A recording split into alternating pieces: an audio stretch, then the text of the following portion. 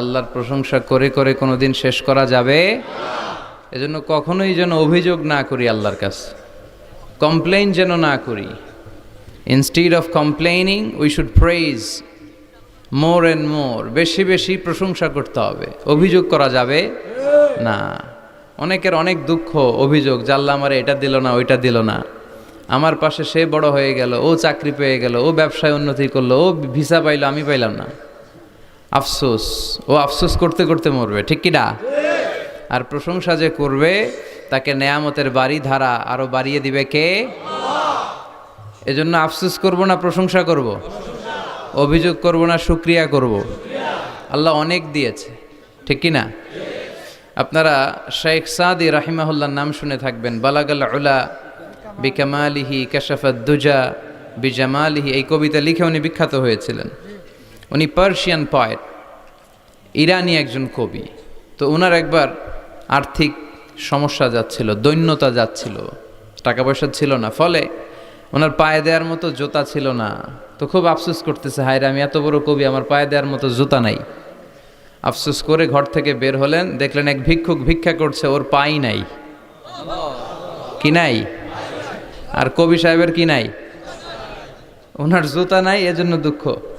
বের হয়ে দেখে সাইল ভিক্ষুক, ওর পা নাই। এবার উনি সেজদায় পরে আল্লাহর ডেকে বলে, আল্লাহ শুকর আলহামদুলিল্লাহ, অনেক ভালো আছি।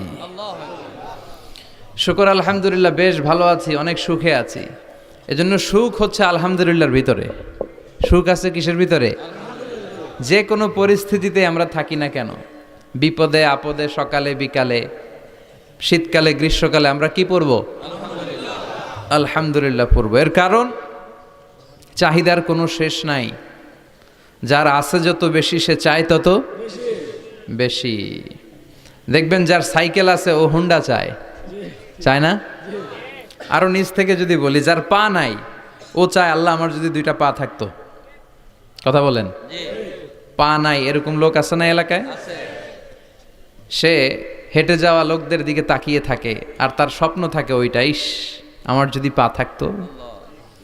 হেঁটে হেঁটে হেঁটে যারা বাজারে যায়, স্কুলে যায়, কলেজে যায়, ওদের আফসোস যারা সাইকেল চালায় ওদেরকে দেখে, তাই না? সাইকেল থাকলে খুব ভালো হইতো, সাইকেল চড়ে চড়ে বাজারে যেতে পারতাম। সাইকেলওয়ালারও আফসোস আছে, সে আফসোস করে হুন্ডাওয়ালাদের দেখে, মনে মনে ভাবে যদি ভো ভো থাকতো, হ্যাঁ, একেবারে যেতে পারতাম। হুন্ডাওয়ালাদের আফসোস হচ্ছে প্রাইভেট কারওয়ালাদের দেখে, ইস আমার যদি একটা কার থাকতো। যার কার আছে ও আফসোস করে, ইস আমার যদি একটা প্লেন থাকতো। যার প্লেন আছে ও বলে, ইস আমার যদি একটা কপ্টার থাকতো, if I had a copter, আমার যদি একটা হেলিকপ্টার থাকতো, উড়াল মারতাম। কথা বলেন? তাহলে এই চাহিদার, ডিমান্ডের, হিউম্যান ডিমান্ডসের কোনো শেষ আছে?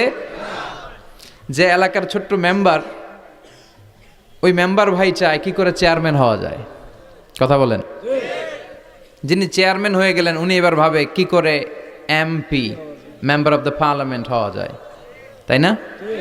আচ্ছা, এমপি যিনি হয়ে গেলেন, উনি আরেকটু উপরে যেতে চায়, ভাবে যদি একটু যদি যাইতে পারি, একটা মন্ত্রণালয় যদি পাইতাম, হ্যাঁ, মিনিস্ট্রি যদি একটা পেতাম, কতই না ভালো হতো। তো মন্ত্রী যিনি হইল, উনি, ওনার অনেক শখ, ইস আর একটা জায়গা বাকি, হ্যাঁ, কি নাম ওইটার? PM, prime minister. কিন্তু এই দেশে অসম্ভব। কথা বলেন? এই দেশে প্রাইম মিনিস্টার হওয়া যাবে? এক দুজন এদের মধ্যে ধাক্কাধাক্কি, এবং ওনাদেরকে মেনে নিতে হবে। আপনি বাঁচেন আর মরেন, ওনারাই প্রাইম মিনিস্টার।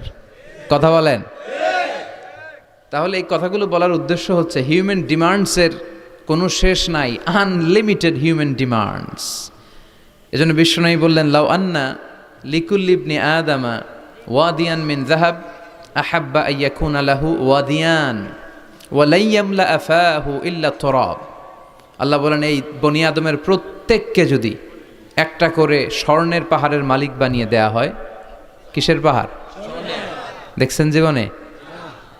আচ্ছা, স্বর্ণের পাহাড়ের যদি মালিক বানিয়ে দেয়া হয়, আহাব্বা আইয়াকুনা লাহু ওয়াদিয়ান, একটা করে স্বর্ণের পাহাড়ের মালিক বানিয়ে দিলেও সে চাইবে কিভাবে আরো একটা স্বর্ণের পাহাড়ের মালিক হওয়া যায়। আচ্ছা, একটু বুঝে শুনে উত্তর করবেন। একটা স্বর্ণের পাহাড়ের মালিক যদি আমি হই, শুধু আমি কেন, আমার 14 পুরুষ এটারে বিক্রি করে খেলেও কি শেষ করতে পারবো? তো আমার আরেকটা লাগবে কেন? আরেকটা দিয়ে আমি কি করব? স্বভাব। বিশ্বনবী বললেন, সবশেষে হাদিসের শেষাংশে বললেন, ওয়ালাইয়ামলা আফাহু ইল্লা তুরাব, কবরের মাটি ছাড়া কোনো কিছুই মানুষের এই জিহ্বাটারে থামাতে পারবে না। চিৎকার করে বলেন ঠিক কিনা? এজন্য যার আছে বেশি ও চায় বেশি, এই ডিমান্ডটারে একটু কমাতে হবে, আল্লাহর কাছে শুকরিয়া করতে হবে। অর্থের প্রয়োজন আছে, কিন্তু এটার হৃদয়ে স্থান দেয়া যাবে না। এটা হাতে আসবে আবার চলে যাবে, ঠিক কিনা? হৃদয়ে স্থান থাকবে কার? যাদের হৃদয়ে আছে আল্লাহর ভয়, তারা কভু পথ ভুলে যায় না। আল্লাহর প্রেম ছাড়া এই দুনিয়ায় কারো কাছে কোনো কিছু চায় না, ঠিক কিনা? মুমিনের হৃদয়ে দরদ ভালোবাসা থাকবে একজনের জন্য। চিল্লায় বলেন তো তিনি কে? এজন্য আমরা যেন শুকরিয়া করি, আমরা যেন অভিযোগ না করি। দেখেন, আমরা যদি জিজ্ঞেস করি, ভাই আপনি কি চান, কি লাগবে আপনার, কার কি লাগবে, একজন বলবে আমি এটা চাই, আমার এটা নাই, আমি ওইটা চাই, ওইটা চাই, কত কিছু লাগবে আমাদের। কিন্তু ঠিক এই মুহূর্তে যেই লোকটা হসপিটালের বেডে শুয়ে আছে, ক্যান্সারে আক্রান্ত, ক্যান্সার যার নেই কোনো অ্যান্সার, ওরে যদি জিজ্ঞেস করেন, ও বলবে আমার কিচ্ছু লাগবে না, আমি শুধু বাঁচতে চাই। ও কি চায়? আর আমরা অনেক কিছু চাই। এজন্য আমরা শুকরিয়া করব বেশি বেশি। শুকরিয়া করলে বাড়িয়ে দেয় কে? বিশ্বনবী দোয়া করতেন, আল্লাহুম্মা জাআলনি সাবুরা ওয়া জাআলনি শাকুরা ওয়া জাআলনি ফি আইনি সগীরা ওয়া ফি আয়ুনিন নাসি কাবীরা। আল্লাহ আপনি আমারে ধৈর্যশীল বানান, আপনি আমারে শুকরগুজার বান্দা বানান। আল্লাহ আমার চোখে আপনি আমারে ছোট বানান, গোটা বিশ্বের মানুষের চোখে আপনি আমারে বড় বানান। সবাই পড়ি আমিন। এজন্য সবসময় প্রশংসা করব কার? কম কম না বেশি বেশি? সবসময় শুকরিয়া করতে রাজি আছি তো? আল্লাহ সব সময় যেন আমরা তোমার শুকরিয়া করতে পারি, তুমি তৌফিক দাও। আরো জোরে পড়বো সবাই আমিন। আড়াইবাড়ি দরবার শরীফের পীরে কামেল আল্লামা মোহাম্মদ গোলাম হাক্কানি রাহিমাহুল্লাহ, আল্লাহ ওনার কবরটাকে তুমি নূর দিয়ে পরিপূর্ণ করো। আল্লামা মোহাম্মদ গোলাম হাক্কানি রাহিমাহুল্লাহ কমপ্লেক্সের শুভ উদ্বোধন ও তাফসিরুল কোরআনের প্রোগ্রাম। স্থান হচ্ছে মেটংঘর ভুইয়াবাড়ি প্রাঙ্গণ, থানা হচ্ছে বাঙ্গোরা বাজার, উপজেলা মুরাদনগর, জেলা কুমিল্লা। আপনারা শুনেছেন যে আমার দাদার বাড়ি এখানে মুরাদনগরে পরমতলাতে। আলহামদুলিল্লাহ, জীবনে এসেছিলাম কয়েকবার, খুব বেশি আসা হয় না। আমার জন্ম হয়েছে আবার ঢাকায়, ঢাকার ডেমরা থানায়। আমার জন্মের অনেক আগ থেকেই আব্বা আম্মা ওইখানে থাকে, ফলে আমি হয়ে গেছি ঢাকাইয়া। ঢাকাইয়াও হয়েছি, আবার কুমিল্লারও রয়ে গেছি, মানে কুমিল্লাতে আবার বিয়ে করছি। এই যে আমার নানা শ্বশুর, পিসা বজুর হচ্ছেন আমার নানা শ্বশুর। তো এই জন্য অনেকে আমার পরিচয় নিয়ে খুব কনফিউশনে পড়ে, আসলে আমি কি কুমিল্লার না ঢাকার। আমি বলি দুইটারই, কুমিল্লাও আমার বাড়ি, ঢাকাও আমার বাড়ি। ঢাকা আমার জন্মস্থান, আর কুমিল্লা আমার দাদার বাড়ি। আজকের এই প্রোগ্রামের সভাপতি হচ্ছেন আল্লামা মোহাম্মদ গোলাম সারোয়ার সাঈদী, পীর সাহেব, আড়াইবাড়ি দরবার শরীফ ও অধ্যক্ষ আড়াইবাড়ি ইসলামিয়া সাঈদিয়া কামিল মাদ্রাসা। আমার মাথার তাজ, মুহতারামি ওয়া মুকাররামি, আমার প্রিয় নানা ভাই, চমৎকার কথা বলছিলেন, খুব গুছিয়ে কথা বলেন, অল্প কথা বলেন, বেশি বলেন না, কিন্তু যেখানে বলা দরকার ওইটাই বলেন, যা বলা দরকার তাই বলেন, ঠিক কিনা? পীর হতে হলে এমন পীর হওয়া দরকার। অনেক পীরের নাম আমরা জানি, কাউকে ছোট করে কটাক্ষ করে বলছি না। আপনি আমার নানা ভাইয়ের কথা শুনলে দেখবেন যে গতানুগতিক যে পিরালি, এই পিরালি উনি করে না। কোরআন সুন্নাহকে আধুনিকভাবে মানুষের কাছে পৌঁছে দিতে চায়, জোর করে কাউরে মুরিদ বানাতে চায় না।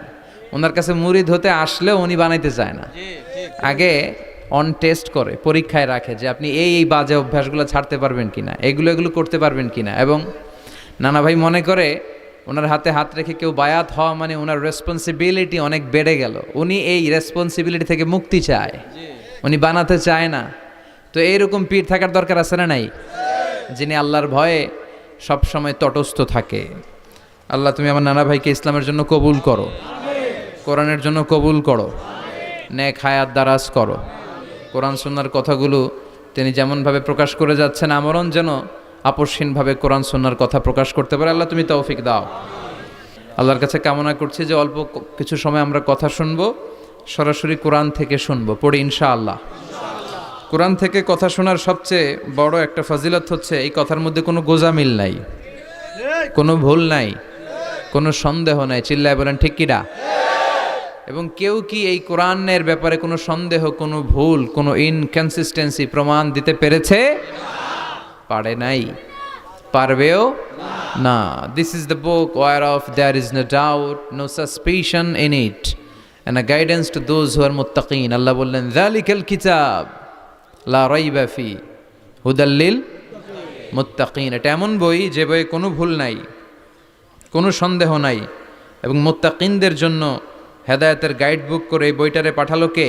আল্লাহ। এজন্য এই বইটা আমরা বুক সেলফের একেবারে উপরের তাকে রাখবো, যাতে ধুলা বালি আর মাকড়সার বাসা এটা ময়লা হয়ে থাকে।